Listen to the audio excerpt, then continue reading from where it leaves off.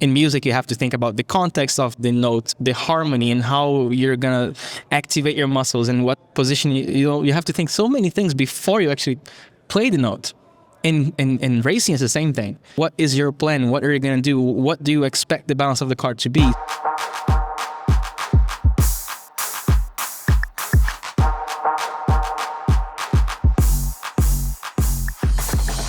Hello, everyone. This is Racers, The Creative Drive podcast, coming live from the PRI Show 2024. Let's go.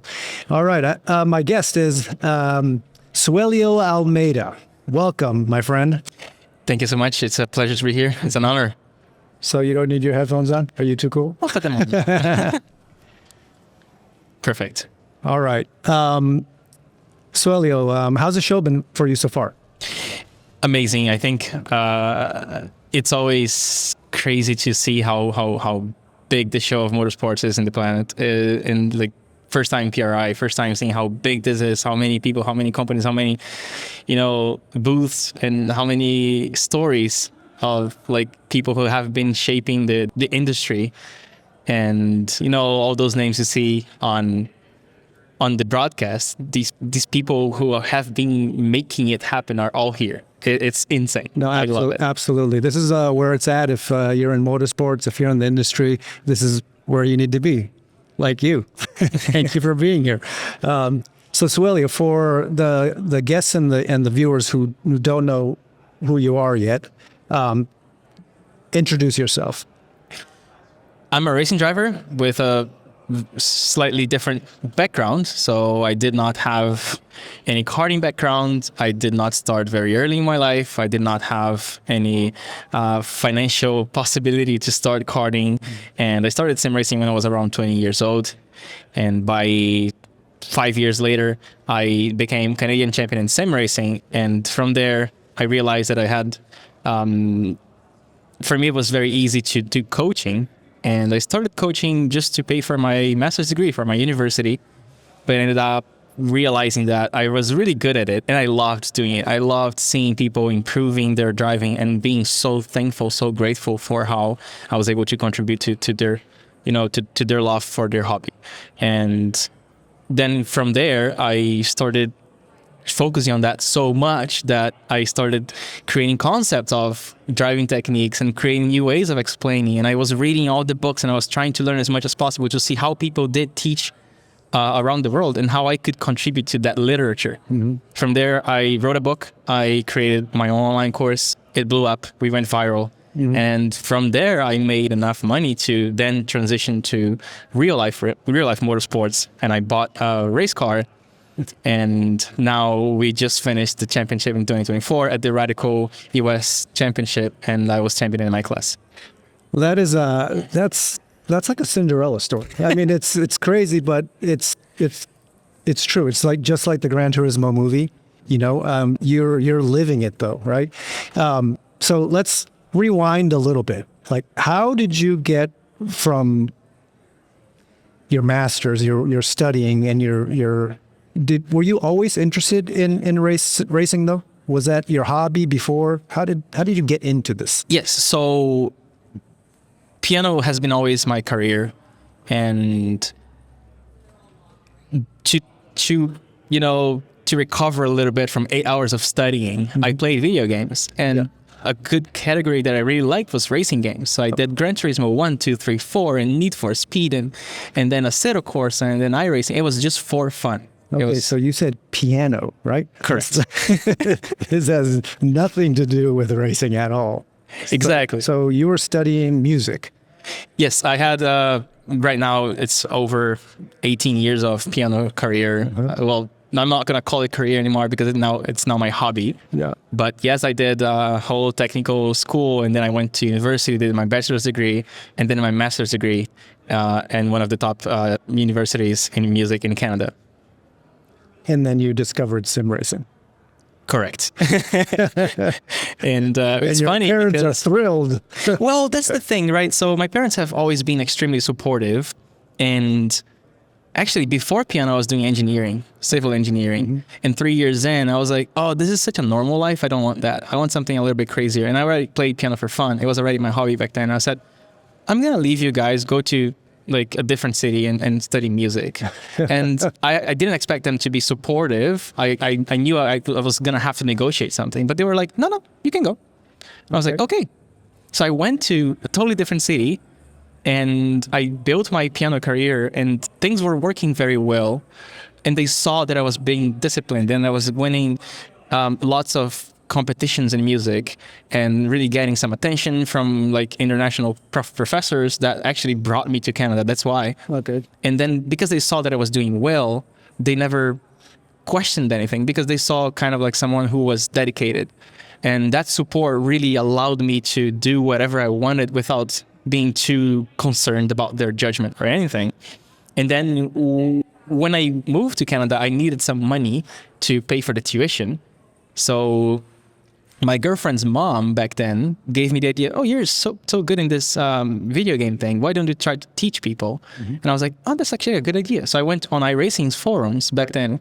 And I didn't have social media or anything, but people knew me because I was always racing. I was always, on the top 3. I was super addicted to Formula 3 in iRacing. Yeah.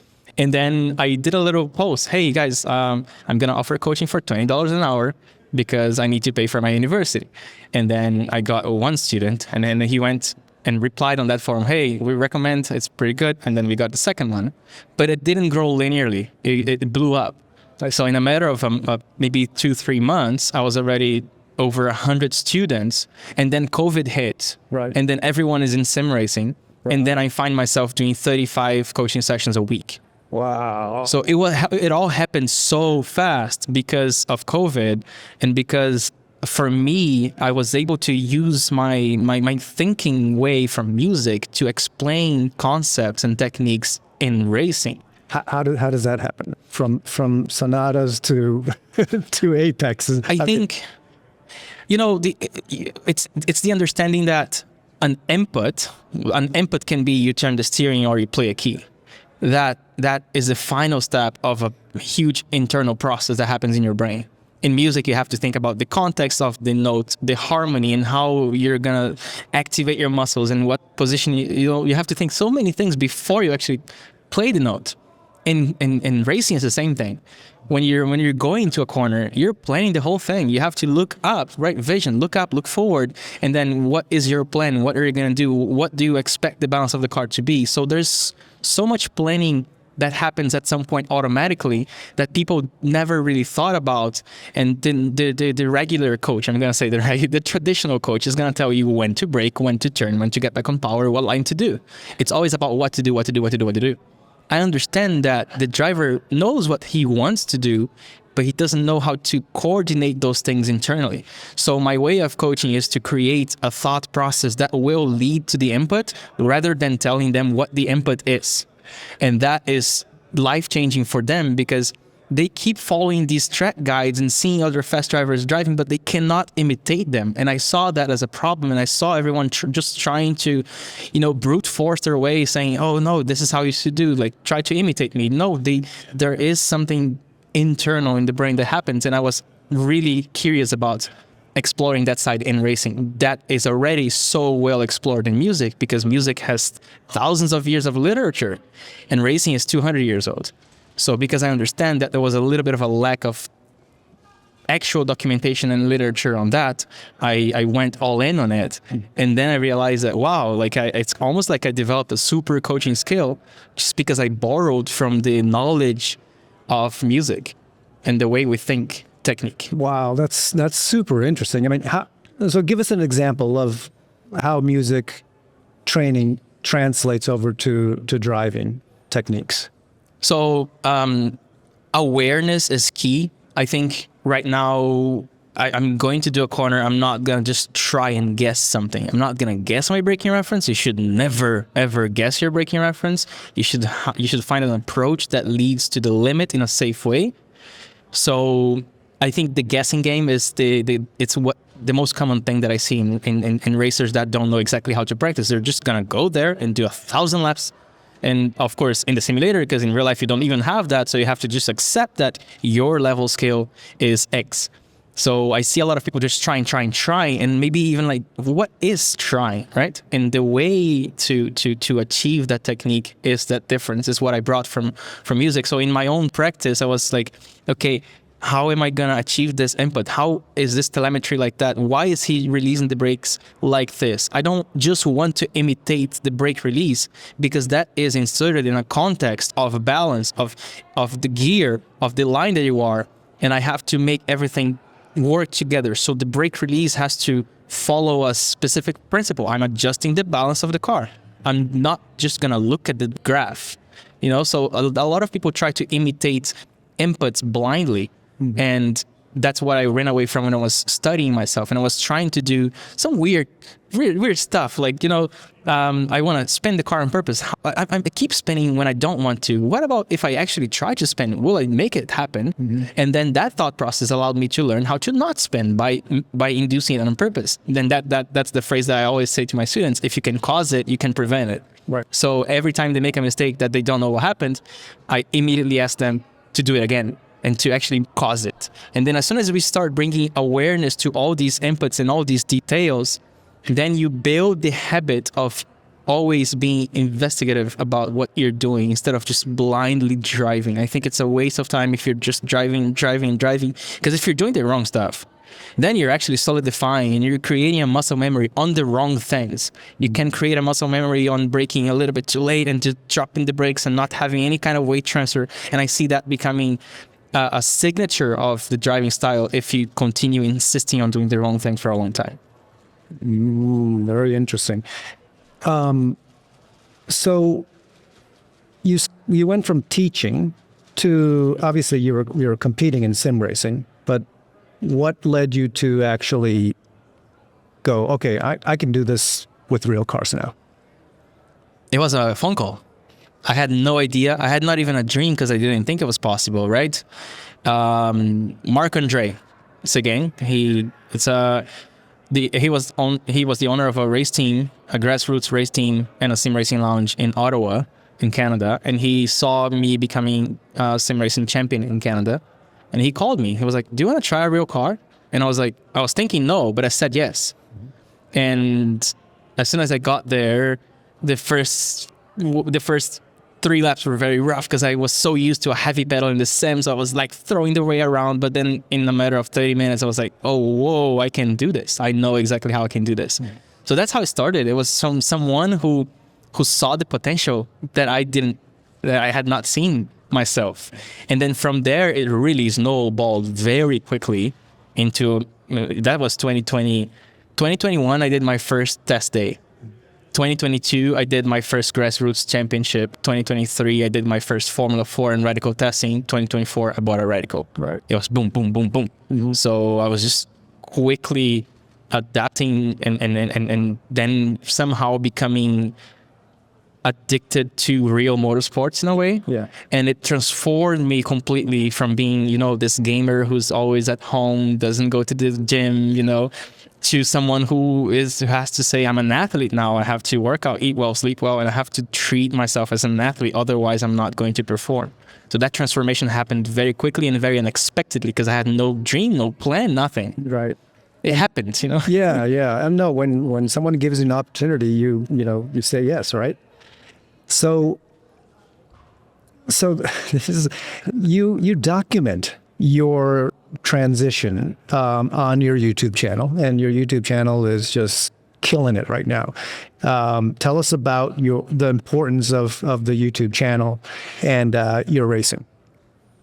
Yes, it was also something that I never planned. At some point, I saw it starting to pick up, and then I went serious about it. But it was just because I liked editing and I liked registering those things, and I never expected it to pick up. But then in 2023, I started when I started making money and I realized that my coaching was good and that I could leverage that through social media, I started really studying. I started reading a lot of books on psychology, books on marketing, books on, just ways on how to use the algorithm properly, what is the trend nowadays? Oh, there's this doom scrolling thing. People don't have attention spans. How can we bring their attention to something that's yours, and how can we make that a positive thing? So how can I teach people, but they don't want to learn, so you have to make the teaching thing interesting at the same time. So I was learning all these nuances. And then I started, it just over time, I started getting better and better at that. And all those skills are pretty much the same skills that I needed for storytelling. So when I started racing in real life, I wanted to show my sim racing friends what I was doing. Mm-hmm. And that's when we started making the YouTube videos. And then every video was slightly better, slightly better, slightly better. And then I started realizing that that could be a thing and that people were enjoying and following that journey. And then it became a responsibility. Now I have the weight, in a good way, it's a responsibility. I have to represent the sim racing community on what I'm doing right now, because there's a lot of people out there that want to do the same thing and that will do the same thing. So what I'm doing is I'm at the front line right now saying, hey, this is what we can do, And it's becoming, I think we're getting to a phase where we're going past this shock phase of, oh my God, sim racers, you cannot press the reset button. I think that's already gone. It's been a few years now that it's more and more common to see sim racers doing the transition and actually being extremely competitive, as well as karters who also start in sim racing very early because they understand the value of sim racing in their development. So, but still, I'm in that phase, that last phase of representing the sim racing community in real life and trying to show everyone what we can do. Creating YouTube videos is sort of a way to be accountable too for yourself, right? Because you're documenting your whole step, the whole way. And I felt it was, watching some of your videos, it's just great to see you beating my friend Chris McMurray. In the championships. Tell us about that, how, the season started and you ended up winning the whole thing. Yeah, I think one of the cool things about recording these videos and making these, I'm gonna call them movies because they are so amazing. I really like it. The way my editors work. They're long too. Yeah, we work so much. I think each video is around 100 hours of work, plus traveling and filming and everything. It's like 20 hours of footage. It's big, and we're only 3 people, right? Yeah. But I think the cool thing, before talking about the radical season, the cool thing is that I'm there, I'm racing. It's one experience, right? And then you watch the video after, and I'm like, how did I do that? Like, why am I 3 wide in this Toronto, like streets of Toronto, like turn 2, barely 2 cars fit? And I'm there, like, because I remember watching these things and saying to myself, I would never do that in real life. It's way too dangerous. And then I find myself doing exactly that and being even more aggressive and seeing everyone reacting to it. So when I watch these videos, we see from a different perspective of the driver inside the car, full of adrenaline, really competing, versus the same person seeing as a third person and just experiencing that and being actually impressed with what we're capable of doing. We don't believe we're capable of doing those things. Mm-hmm. So I think when you say holding accountable, for me, it's even like showing a different perspective. Like, look, this is what I've done to myself, right? Like, it's pretty cool. But yeah, the radical season was, I had zero idea I was going to be potentially champion or competitive. On the first round, I was already kind of accepting it. I was, I think, before P5, 1 second off and everything. But then I started really picking up, and I had a very strong team, and I kept studying on the sim. I kept talking to people. I kept, watching on boards and trying to understand, why am I so good in the simulator? What is missing in real life? So that last bit of transition happened around the middle of the year, and then I won all 3 races in a row at Road America, including the rain, where I was so afraid of the rain. That was my first actual radical race in the rain, and I literally have a therapist for that, because I hired a performance therapist to help me understand how to deal with the fear of racing the rain. And she really, really, really helped me build it up to a point where now I want the rain. And it's such a huge achievement, because I remember a year ago saying to myself, oh, I wish I loved the rain, because then I would not wake up in the hotel and look out the window afraid of the rain. Now if it rains, I don't care. I'm going to go there and I'm going to race hard. Yeah. So this is such a big achievement for me. So yeah, we had lots of little evolutions in real life, and I was trying to, pour as much as the sim racing techniques that I have developed and concept that I have developed, and really validate them in real life. And now that was what I was able to do at the second half of the year. I was validating these concepts that I created in my book and my online courses. I was validating them enough to prove that I could do that in real life. And that's when we started really fighting with Chris McMurray. And that's when, the races started to get like a little bit intense. And that was great because when it comes to storytelling, the videos was pretty much like scripted movies for us. Yeah. So like towards the end of the year, it was the easiest thing ever to make these videos because the story was there. I didn't have to worry about the scripting or what I'm going to tell here. Nothing is happening. No, a lot of things are happening in the right order as if they were, written by a famous movie director. Yeah. What was the turning point, though? What was the one thing that that made that difference when you said mid-season you started to really, finding that edge? Well, that's not a satisfactory answer because it was not one thing. It was a million tiny things. It was the way I was releasing the brakes, the way I was expecting to trail brake into the corner, the way the setup was, the way I was inducing understeer mid-corner, the way I was afraid of using the exit. And, it was so incremental throughout the year, the improvement, that I can't pinpoint one thing. I know one thing that built a lot of confidence for me. If there is one thing that I have to talk about is how I was learning to induce understeer in different stages of the corner to build confidence. Because my biggest problem was confidence. I was afraid of the car snapping and crashing. It was my own car. I didn't have money for anything else. So I needed to have the car. I needed to bring the car home, right? And what I did was through the help of my coaches, Ryan from GRP and Racine Frizui, who's also a sim racer, they helped me learn how to induce a stable platform that I already knew how to do that in the sim, but I was afraid of doing that extra step just to do that in real life. And as soon as I clicked, I was like, oh my God, I can do that. I can carry a lot of speed and I can actually go a little bit over and not go off track because I know exactly how much I can go over and still stay on track. So I started getting that kind of like precision. And most importantly, in real life, you have very limited track time. So I needed to do that in a very structured way. Like practice one, you have to do this and this and this and this. So I started building that real life method of finding the limit very effectively. And yeah, I think inducing understeer was what gave me that confidence. And then after that, I was just inducing less and less and less understeer until I got the car to, just bend the rear a little bit, getting to that lovely neutral steer. And then from there, I was like, oh my God, I can do whatever I want. Wow. So it's a lot of small things then, right? So from a content creator standpoint, what are your, when you're going into a race weekend, what are your goals? What do you want to accomplish in terms of creating content? That's a very good question because I had to decide what to do with my energy when I started creating content. At first, it was just me with a camera filming myself and talking to myself, talking to the camera. But after we started getting a little bit more serious about racing, I had zero energy to focus about content creation.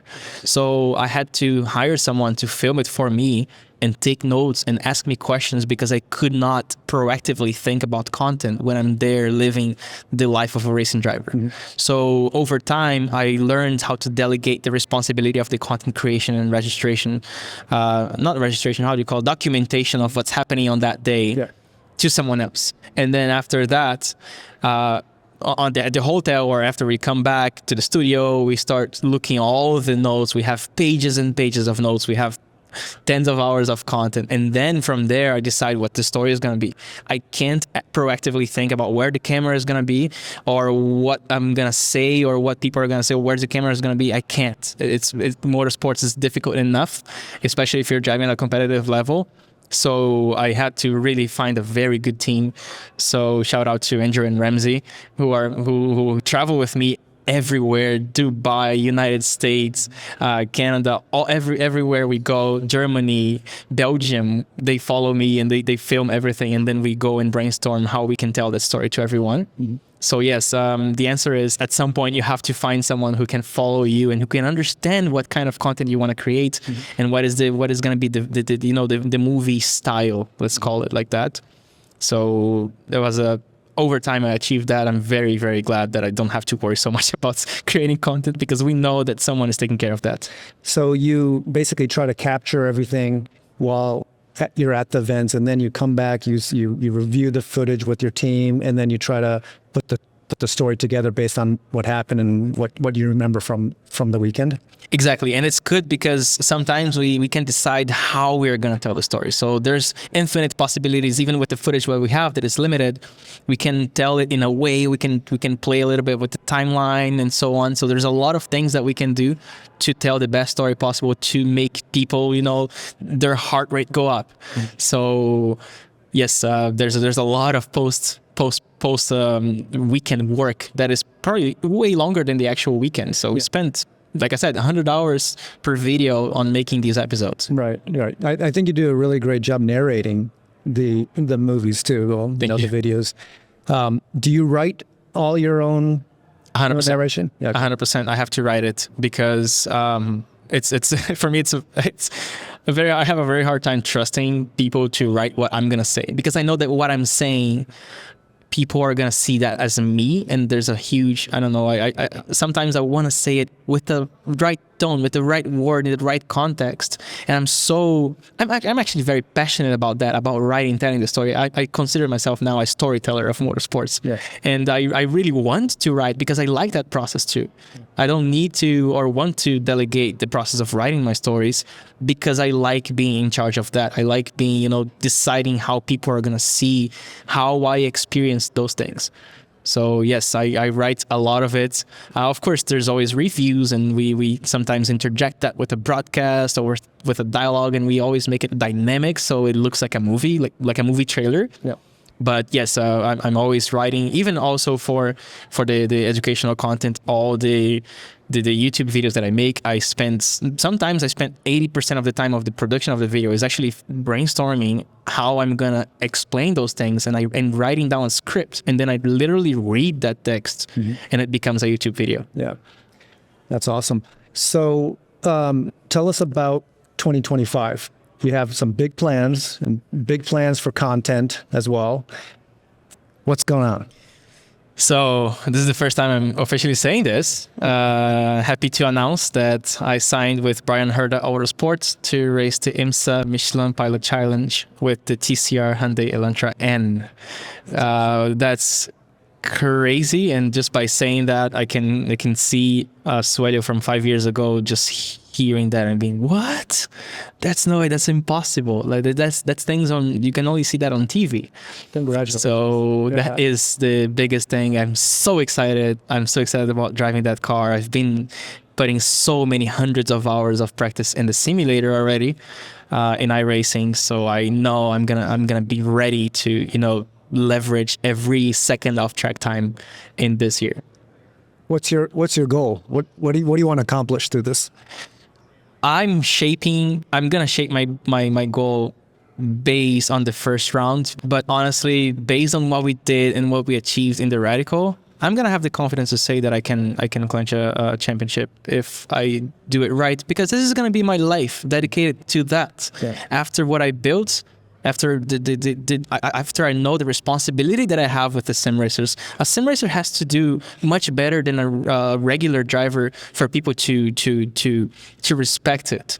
So if I'm P5, people are gonna say, "Oh, you see, the new sim racer is only P5. He didn't win. Therefore, sim racers are bad." We have to win. We have to go there and show, we have to make a lot of noise. So I'm going to do my best. I'm going to be extremely competitive and extremely dedicated. Like I said, I now have a personal trainer. I have my performance therapist, and I really dedicate my whole life to doing as best as I can in real life racing. So as a content creator, do you think you're going to have the freedom to be able to use the footage and be able to do all the things that you were doing with the Radical series? I'm gonna do my best, honestly. I'm gonna try to talk to the series. I'm gonna try to talk to the team. My both of my media crew guys are gonna be there. We're gonna be filming it. We're definitely gonna make videos about it, but we have to really know exactly how much of the images we can use.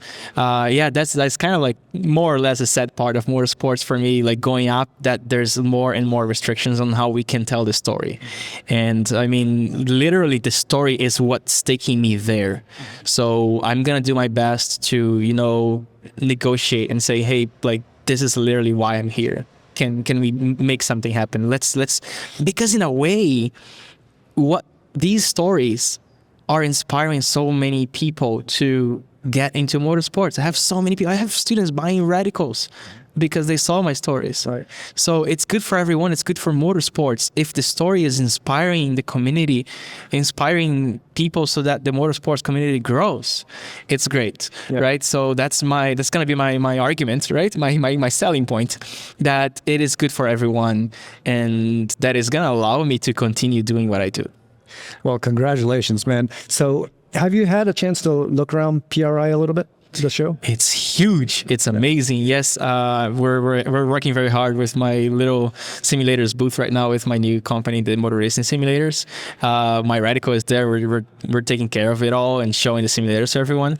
But I'm doing my best to sometimes escape and go visit so many booths. It's insane. It's amazing. Is that is that in the stadium, or is that in the main halls here? It's in the stadium. It's in right the stadium. Now. Yeah. So this year, I think they've expanded the simulator area. What are your thoughts on literally like PRI embracing sim racing and expanding the area and really getting into the space? I see it as a recognition. It's a very important recognition of the value of sim racing in the motorsports world. Nowadays, you have so many drivers using the sim that, I mean, now, it's, like I said, at some point it's going to be normal. It's going to be expected that the driver is using the simulator. In Formula One already, you have to log hours in the simulator as a test driver, and sometimes 3-4 hours a day there, because they now know the value of that. So I think it's going to be probably twice as big, or maybe 3 times bigger next year. Mm-hmm. And that's great, because we're at the forefront. We're really trying to show everyone what can be done with sim racing, and I'm very proud. It's almost like for me, it's an identity, right? That's how I started. Right. I never sat on a professional kart ever. Mm-hmm. And yeah, it's great to see. It's my first time in PRI, and I'm pretty sure that next year I'm going to be here again. So for someone who wants to get into sim racing or start, like what's the first step that they need to take? I would say it depends a lot on your budget. For example, if you're a real racing driver, I would go already straight to a proper setup simulator, because at first I think there is a steep learning curve when it comes to setting up your simulator.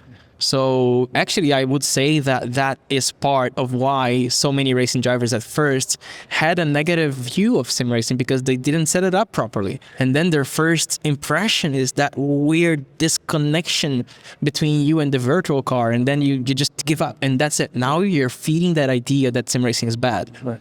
But if you have it right for the first time, then yes, then you start adapting, and then you start trying things that you will eventually try in the real car. Mm-hmm. So if you're a real life driver, it's very important to invest in a good simulator that is going to be very well set up. Mm-hmm. If you're not a real life driver, then I would say you can start with an entry level. You can buy a PC, you can get a Assetto Corsa or iRacing, and then you can start building, slowly learning how to do the setups. There's tons of videos on YouTube. I've made tons of videos teaching how to start in sim racing, how to set up your wheel, how they should feel, and how exactly the forces should vary, the meters and everything. There's many ways for you to just start getting familiarized with the tech side of sim racing.